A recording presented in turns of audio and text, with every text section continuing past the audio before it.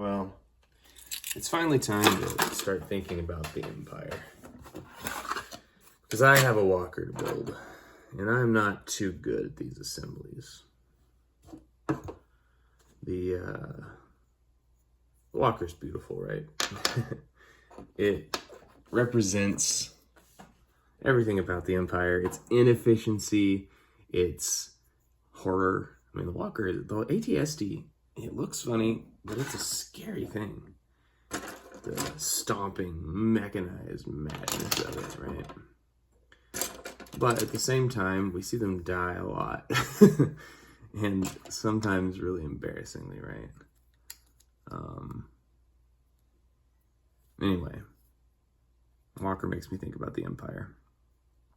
Makes me think about the puzzle of what exactly the Empire is. I gotta make sure I get this part right. You get this one wrong and you're in trouble. You know, some people call the Empire fascist in its ideology. And I get that. I mean, it's certainly bad. I would never say, I'm not one of those people who sees the Empire as something to aspire to. I think that's obviously misguided in several ways, but it misses the point of the story, right? Which is the worst error you can make on this type of thing.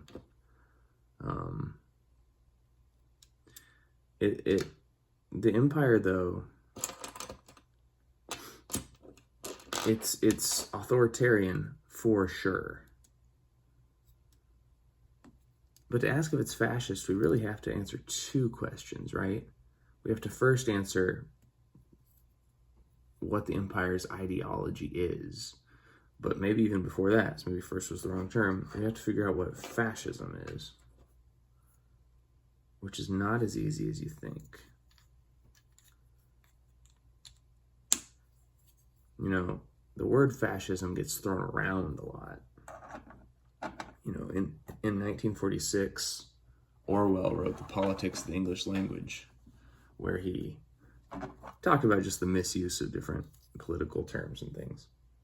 But it's funny because it's 1946, and he says, you know, at this point, the word fascist, it's kind of lost all meaning. It's a word that means bad.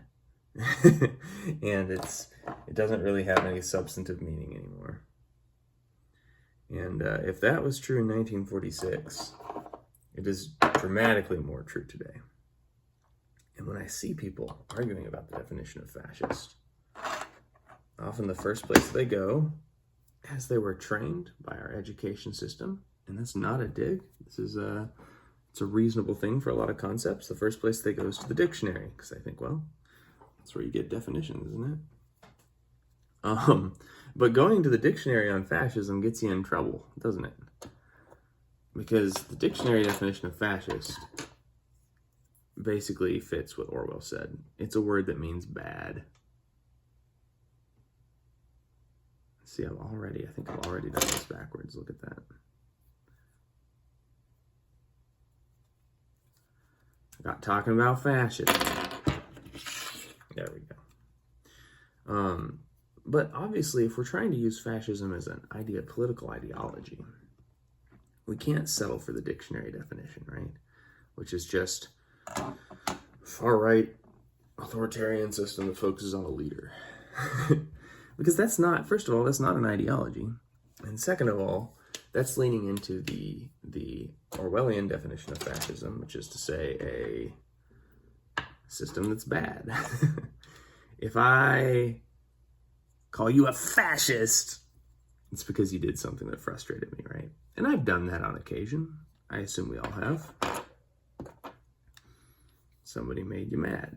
Therefore, maybe they're a fascist, right?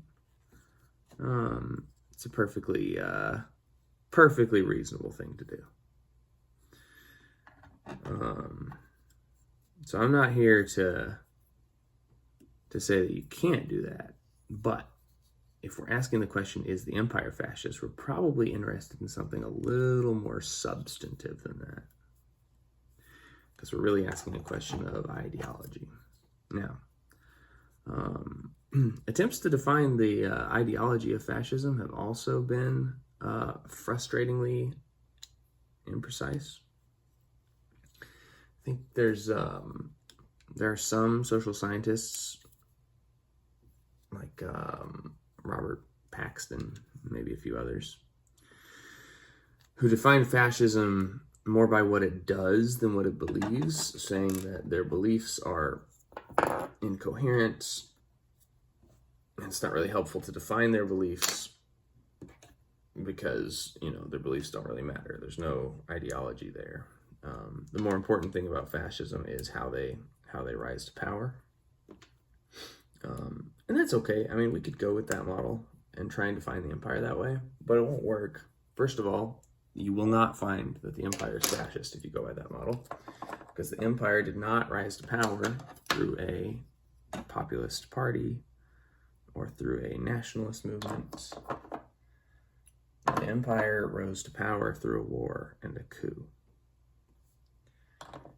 It was we'll get to that in a second. So the empire does not fit the fascist party model. So any of those definitions that go along that route are not going to give us very interesting things to say about the empire. Now, obviously, we could just end our discussion there and move on to something more interesting by saying, well, that means the empire is not fascist because it didn't follow those patterns. But I don't find that compelling because I actually reject that approach to thinking about fascism, because I think fascism must be an ideology. There's got to be something going on there because it motivated people. They wrote books. They participated in movements. If we can't understand the ideas behind what they were doing, what are we even doing? I mean, what's the point of even talking about fascism? It's just a thing that happens sometimes in politics. Don't worry about it. Well, I do worry about it. I would very much like to not experience fascism. So I ought to have some way of understanding what it is, right? There are other people who have talked about fascism. They really try and talk about how it has a cult-like devotion to a leader. Well, at least now we're getting somewhere, right? But the weird thing about that is that's not how the empire rose to power. Palpatine certainly is a leader, but he did not gain the trust of the people or even the worship of the people while he rose to power. It was only after he rose to power that he started to talk in those terms, and even then the people were pretty disconnected from Palpatine. He put on a fake face. He treated himself like a figurehead, even though he was actively involved in governance. He wanted to seem like a figurehead. He portrayed himself as kindly.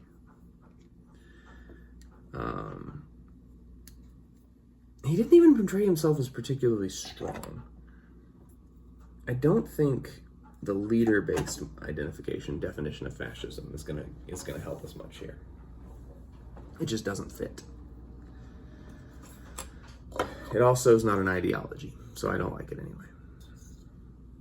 So what's left? Well, you'll notice there's one thing we haven't talked about at all yet, and that's what did the fascists think? It's their movement. Maybe we should read what they said.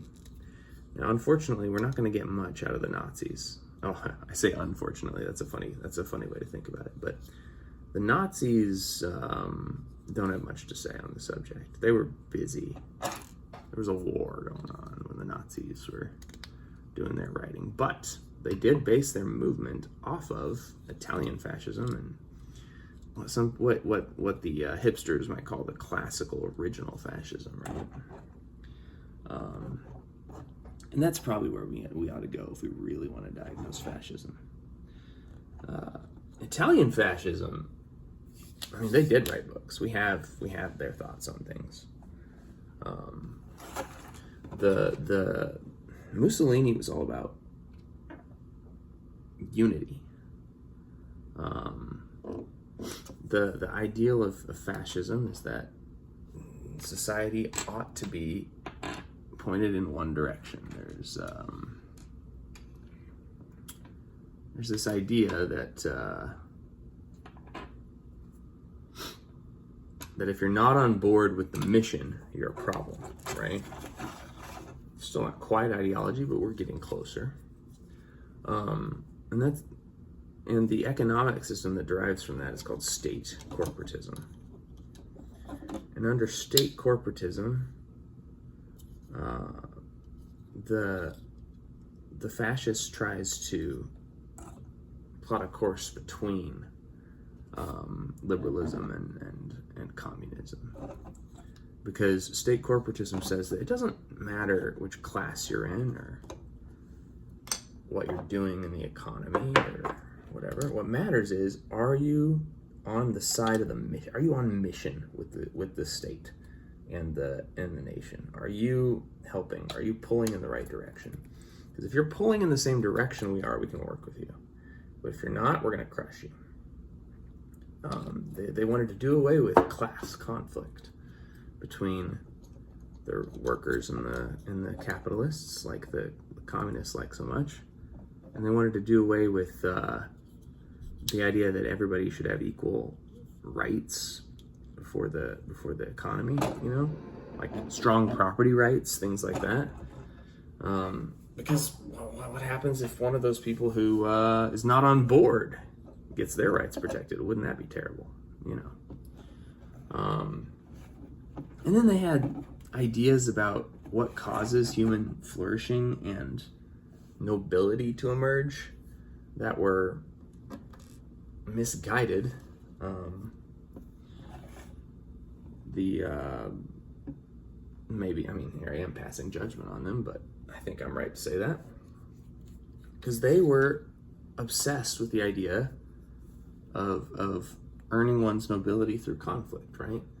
So the idea was that the state ought to be at war, the society ought to be at war, so that we can have our true selves emerge and learn about what is good, develop ourselves, And then, of course, there was this very intense nationalism. But I want to draw a distinction, because the liberal movements are nationalist too, or at least they were at the time. And there were even nationalist forms of communism and, of course, socialism. So defining fascism just by nationalism is a silly thing to do, in my opinion. And that's where a lot of people went. Well, in that, you have patriotism, and you get a little stronger about it. And then you have nationalism, and you get a little stronger about it. And then you have fascism. That's just not correct. That's just fundamentally wrong. There's something else going on in fascism, right? Anyway, why do I care about all this? Like, why do these definitions matter? It's because these definitions, ideal definitions about things like this, they describe something real, right?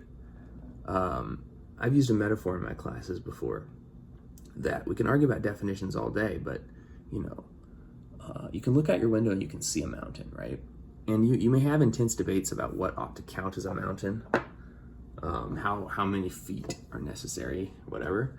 But at the end of the day, mountains are real. Mountains exist independent of our definitions and observation, and we have to define them because we have to be able to talk about them. And that's what's going on with fascism. Fascism is a thing that happened and might still happen. And we need a way of discussing that goes beyond, it's just this thing they do sometimes, right? So in the 20th century, European politics devolved into liberalism and then reactions to liberalism. And one big reaction to liberalism was the communist movements, right? And the communist movements had ideology. They wrote a lot of books, so they're very easy to define. And so the communist movements, we don't have as much of a difficult time defining them, though it's not flawless. But the fascists, they wrote fewer books, and they got stamped out within like 20 years. So it's harder for us to talk about them, but we have to, because that was the other big reaction to liberalism. And we still have liberalism, and we might still have a little bit of communism out there. But it stands to reason that we ought to be ready to discuss fascism, because if that's really one of the big reactions, it's probably going to come back. And if we can't define their ideology, then we're going to be left with this tactics-based definition of fascism. This is what a lot of people start to do. They divide fascism into phases, and, well, this is the phase where they define us versus them, and this is the phase where they consolidate power in the party. But communist movements go through all those phases too. It's not that useful of a system if any ideology can use it. And it's still worth talking about, because it's still something that's, real and happens, and we need to be able to identify it, but it's not the same thing. Okay. So, I suggest that when we look to define fascism, we want to define something that emphasizes state corporatism, that tries to restore a national past, but fundamentally wants to erase institutions.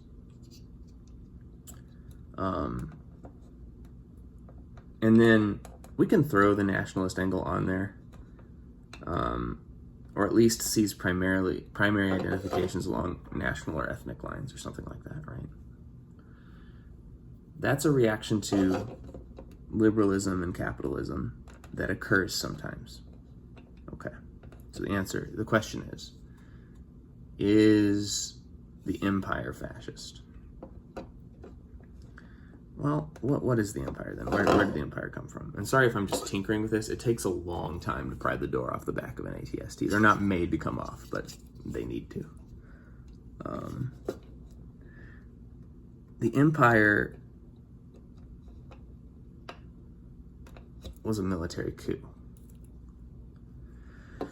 So the Republic's institutions, as we're so painstakingly shown in the films, the Republic's institutions were in decay. It was inefficient. The Republic was large, unwieldy, bureaucratic, and it privileged the interests of core worlds over periphery worlds, and it called itself democratic.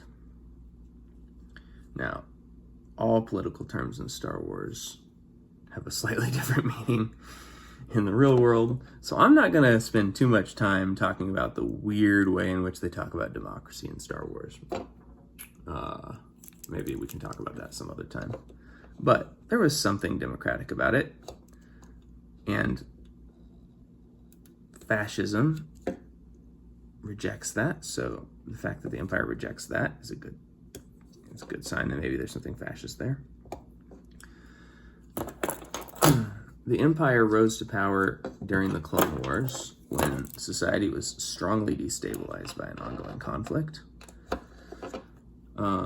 The conflict was kind of fake and manufactured in order to create a political crisis that then could be used by Chancellor Palpatine, that is to say, the Dark Lord of the Sith, Sidious, to nationalize corporations that were not human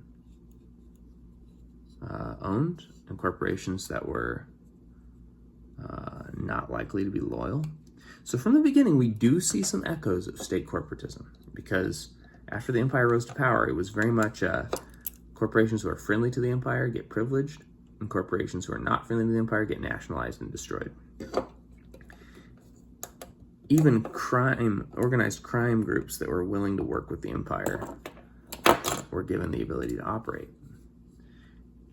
And that's one area where I think maybe fascism might be a little bit of a weak model for understanding it, because the Empire was not totalitarian. They were not that concerned with how much you personally believed in imperial dogmas. In In fact, it's kind of difficult to identify any imperial dogma. They didn't seem to have much of an ideology.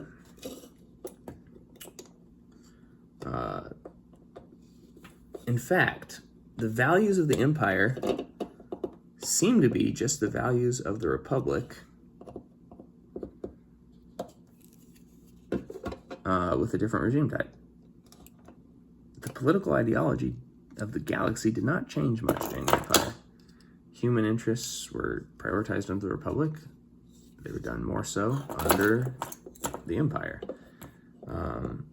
Powerful corporations were given special rights and illiberal excesses. The same was the case under the empire.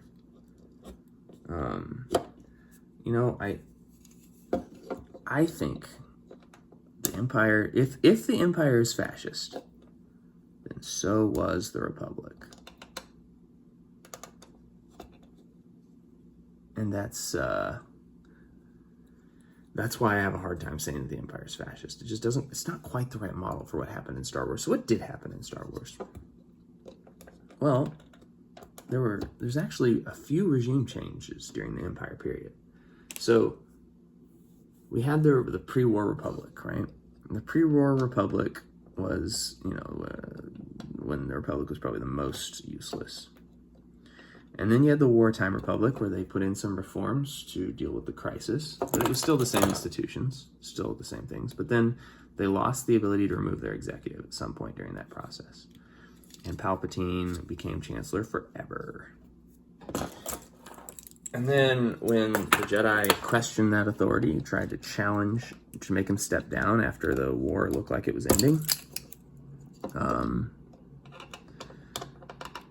then Palpatine used the military to destroy the Jedi.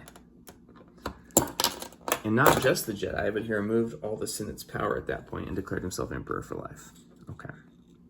But he still governed using the Senate. So then we got roughly 18 years, maybe a little more, maybe 20 years, of this, what was on paper, some kind of constitutional monarchy. But in reality, I would say we saw that the military was growing in power during this period. So again, I'm not talking a lot about Palpatine here because I think Palpatine didn't really care about governing. In the original scripts for the movie Star Wars, what would become A New Hope, the Emperor is presented as a figurehead who is being controlled by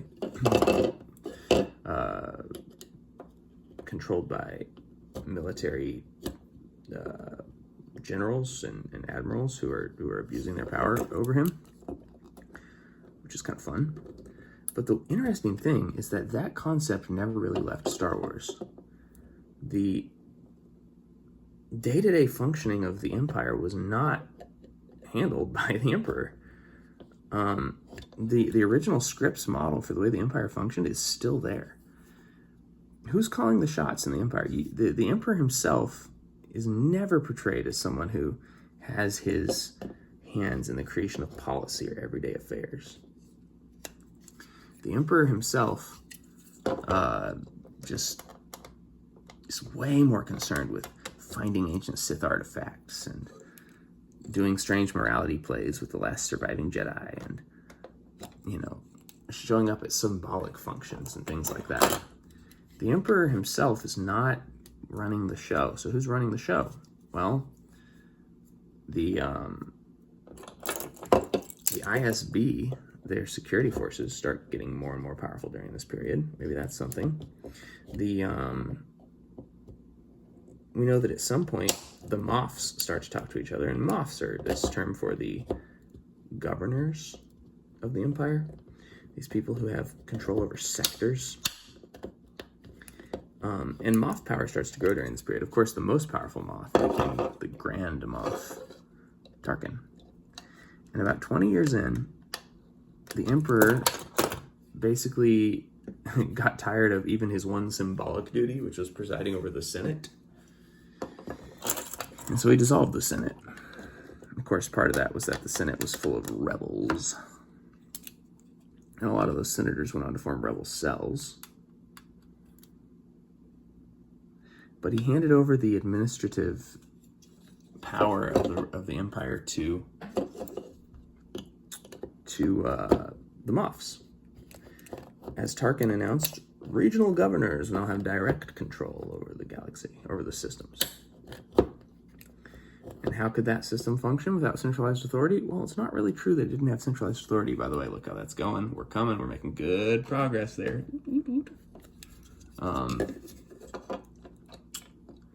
The regional governors took over.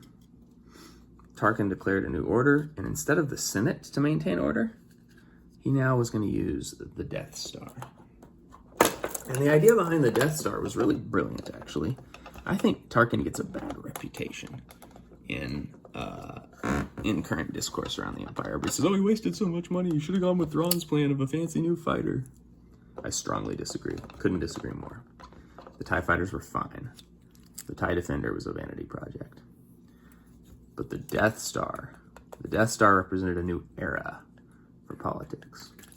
Because the galaxy had a problem with rebellion, the Empire had a problem with rebellion, and Tarkin's answer was, well, first of all, we give regional governors direct control over their systems, okay.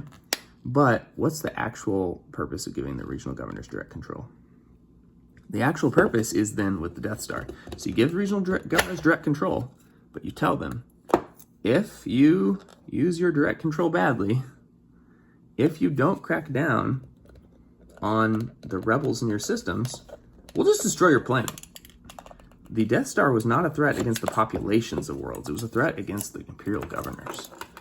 It was saying, we will blow up your planet if you can't police your own rebel systems.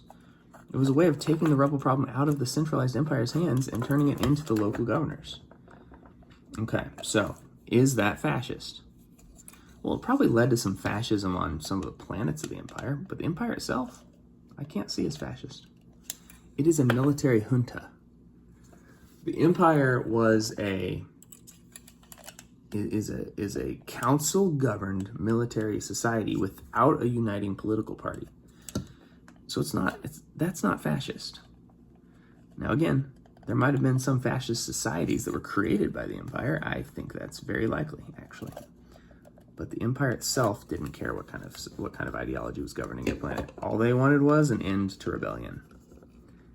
And they might have gotten it too if it weren't for the rebels, if it weren't for the destruction of the Death Star, which was a huge blow because, one, it killed a lot of Moffs.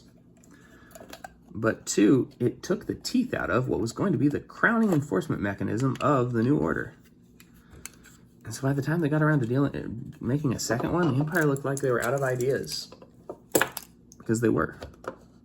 Because the Emperor didn't care. I mean, the Emperor shows up at the Battle of Endor, right? At the newly constructed Death Star. Not to preside over its construction, like he says. Not to govern from it, like he implies by building a throne room. The Emperor couldn't care less about that stuff. Why did the Emperor come to Endor?